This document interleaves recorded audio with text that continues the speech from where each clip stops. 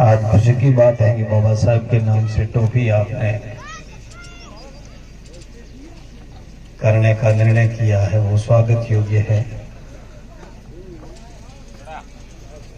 और खेल के बारे में काफी बातें मेरे से पूर्व वक्ताओं ने कही है। हम लोगों को एक दूसरे को हराना जीताना नहीं है, हमें ये इस बात की पहचान करनी है कि हमारे इन सारे जो अनुसूचित जाति और जनजाति के युवा जो खिलाड़ी हैं, उनमें से प्रतिभा किसमें कितनी छिपी हुई है, उस प्रतिभा को तराशना है हमें कि किसमें कितनी क्षमता है। हमें खेल को आपस में भाईचारा और आपसी खेल की भावना से खेलना है। और मैं जो यहाँ संचालक मंडल है, जो टीम प्रभारी है, निर्णायक मंडल है, उनसे भी निष्पक्षता की उम्मीद करूंगा और आप बेहतरीन अपनी जो भी प्रतिभा है उसका प्रदर्शन शांति से भाईचारे से करें, यही मैं आशा करता हूं। और खेल आप बेहतरीन कब खेल पाओगे, उसके लिए आपका और आपके विचार, एक तो आप नशे की लत में नहीं पड़ोगे और दूसरा जो लोग नशा करते हैं उनको भी उससे दूर रहने का पैगाम दोगे, तो मैं समझता हूं कि हमारी आधी सफलता इसी में ही है। कुछ बातें और भी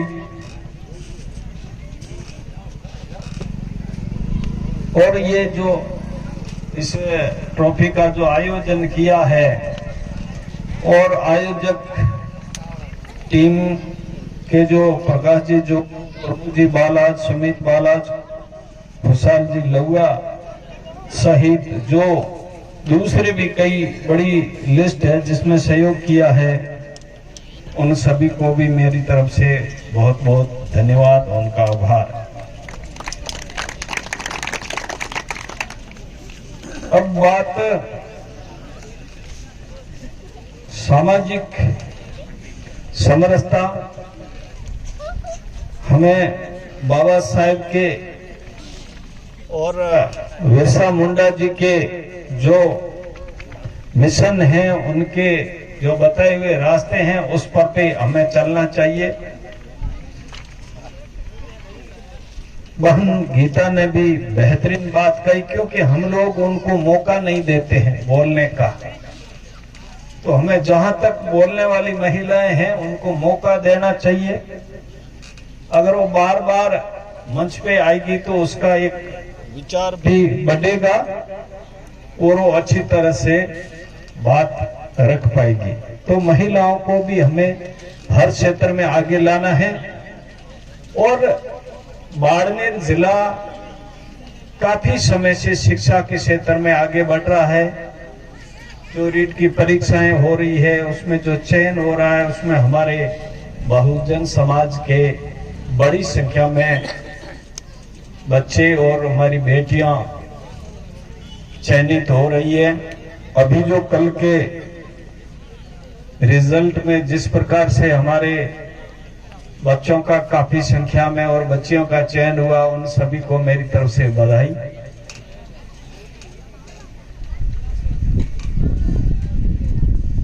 हम लोगों को,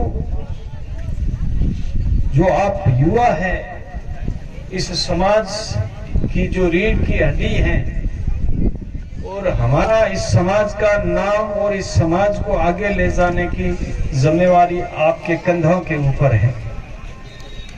और वो जिम्मेवारी का आप निर्वहन सही तरीके से एक अच्छे नागरिक बन के, एक सामाजिक कार्यकर्ता बन के तब कर पाओगे कि आप जो बुरी आदतों से ग्रसित नहीं होंगे तो आपका ईमान कभी नहीं बिकेगा।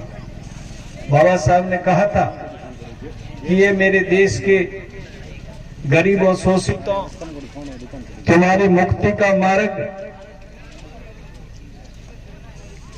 पूजा पाठ और मंदिर नहीं है। तुम्हारी मुक्ति उच्च शिक्षा, व्यवसाय बनाने वाले रोजगार, उच्च आचरण और नैतिकता में निहित है। कर्म के भरोसे हम रहेंगे तो हमारा कभी भी काम नहीं चलेगा। भाग्य के भरोसे रहोगे तो आपका हमारा काम नहीं चलेगा। अलग अलग लोगों की आस्था है, पूजा पाठ करें, लेकिन हमारा कल्याण इस शिक्षा से होगा जो बाबा साहेब ने हमें पैगाम दिया है। शिक्षित बनेंगे, संगठित रहेंगे और उसके बाद में हम किसी के लिए आगे बढ़ेंगे संगठित होकर के, तो उसमें हम कामयाब होंगे। तो मेरा सबसे हमारी समाज की प्रगति में जो कोई बाधक है वो नशा है, और नशा में भी जो शराब है, वो कोई बच्चा या हमारा बेटा पीता है और वो जय भीम बोलता है, तो मैं समझता हूँ कि वो बिल्कुल बाबा साहब का भी अपमान कर रहा है। हम लोगों को शराब से दूर रहना चाहिए। एक तो हमें ये प्रण लेना चाहिए, दूसरा हमारा स्वस्थ है, शरीर है। किसी ने कहा है कि विद्या ने बरनार कोई दई सुखी ने सौंपता, ए मोंगिया मिले न चार कोई पूर्व जन्म के कर्म बिना। मैं पूर्व जन्म को नहीं मानता हूं, लेकिन अभी के जो हमारे कर्म अच्छे होंगे तो इन चार है जो हमारे पास विद्या होगी, पति पत्नी का स्वच्छ जोड़ा होगा और वो नशावर्ती में डूबे हुए नहीं होंगे, और घर के अंदर संपत्ति, आपस में सामंजस्य, घर के अंदर भाईचारा होगा, तभी आगे बढ़ेंगे। विद्या ने बरनार दई सुखी ने सौंपता, मोंगिया मिले निचार कोई पूर्व जन्म के पुन बना। किसी ने दूसरे तरीके से कहा, पहला सुख निरोगी काया, दूसरा सुख घर में माया, तीसरा सुख पुत्र आज्ञाकारी और चौथा सुख है पतिव्रता नारी। तो ये जो चार जो कोटेशन मैंने दोनों तरह से लोकल और एक दूसरे तरीके से कहा है, इन चीज का पालन करोगे तो हम कभी भी पीछे नहीं रहेंगे। बाकी लंबी चौड़ी बातें मैं नहीं कहना चाहता हूं। आपको अपना चरित्र है, और उसमें मैंने कहा था नहीं, बाबा साहब ने कहा उच्च शिक्षा, व्यवसाय बनाने वाले रोजगार। जैसे हमारे भाई नंदकिशोर जी का नाम युवा उद्यमी में आया। जब तक हम ये लोग, चाहे कंप्यूटर की दुकान हो, चाहे हम ई मित्र खोल के बैठे, चाहे हम छोटा मोटा कोई दुकानदारी करें, चाहे बड़ा व्यवसाय करें। मैंने देखा था कुछ लोग ऐसे थे जिनको गाड़ी में नहीं बिठाया जाता था, जिसके पास गाड़ी का किराया नहीं था वो लोग आज गाड़ी के मालिक बने हुए बैठे हैं। जिसके पास इलाज के पैसे नहीं हुए थे वो लोग आज अपना मेडिकल इंस्टीट्यूट खोल के बैठे हैं। जिसको बैंक कर्जा नहीं देते थे वो आज बैंकें खोल के बैठे हैं। तो हम लोगों को भी इस जमाने और वक्त की नजाकत को समझते हुए हमें भी हर क्षेत्र में अपना भाग्य आजमाना चाहिए।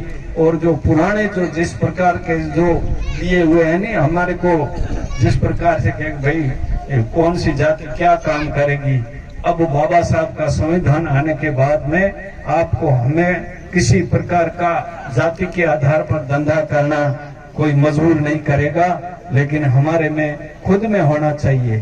कुछ लोग मैंने देखा 15-15 साल बेरोजगार रह जाते हैं, लेकिन वो नौकरी नहीं लगता। और मैं तो कहता हूं कि 6 महीना हमारे पास मोबाइल है और हम आधे तो कंप्यूटर चलाना सीखे हुए हैं। आप कंप्यूटर लेकर के बैठ जाइए, 6 महीने में आप ट्रेंड हो जाएंगे और उसके बाद में कहीं पर भी बैठ जाओ तो आज कंप्यूटर के बगैर कोई भी काम नहीं हो सकता। तो क्यों नहीं 6 महीने में वो लेकर के आप कंप्यूटर का काम सीख जाओगे तो आपको कहीं न कहीं रोजगार मिल जाएगा। तो आप कम से कम फावड़ा और तगारी जो शिक्षित है व्यक्ति वो नहीं उठाने को मजबूर होगा। अन्यथा मैंने देखा कि नौकरी लागे कौन। अरे भाई दूसरा धंधा ढूंढ नहीं, जरूरी है कि नौकरी लगेगी। और आजकल लोग हैं जो नौकरी छोड़ करके, जिसके खेतों में पानी है, वो अच्छी तरीके से आधुनिक तरीके से अगर खेती करेंगे तो आगे बढ़ जाएंगे। और मैंने देखा कि हमारे लोगों को तो वरीयता नहीं रहती है और तत्काल कनेक्शन मिलते हैं कृषि के, और वो भी मैंने देखा कि जमी बिकी भी मोटी फसल हुई को नहीं। अब उसको वो आदमी जो मजदूरी करने तो जाता है, लेकिन कृषा जो दूसरे को रखता है पांति पे। देखिए, हम काम करना नहीं चाहते, हमारी नीयत नहीं है, बस देता है खुदा।